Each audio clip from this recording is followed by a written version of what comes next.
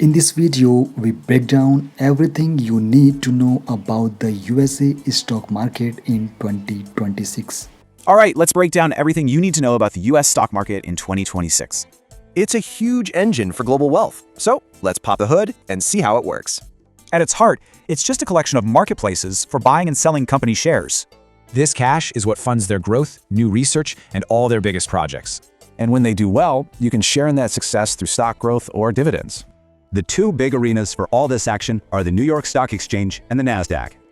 Okay, so how do we track all this? We use indices. Think of them like a report card. These are the three you'll hear about most. Each gives us a slightly different snapshot. The S&P 500 is the big one. It's considered the best single gauge of the entire US market. But right now, it's super concentrated. A handful of huge companies are driving all the value. To really follow along, you've got to know the language. So let's cover some key terms.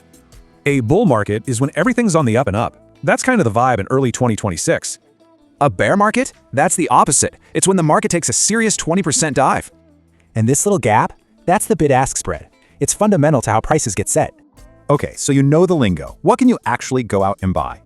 You've got stocks, but honestly, ETFs have become a real game changer for most people. Why is that? Well, one ETF share is like buying tiny pieces of hundreds of different stocks. So what's the game plan for this kind of market? Let's check out a beginner's playbook. This disciplined approach helps you play the long game and seriously reduce your risk. It's all about long-term growth. Know what you own and just stick with it. So what gets you excited? AI? Green energy? Your journey starts with that first step.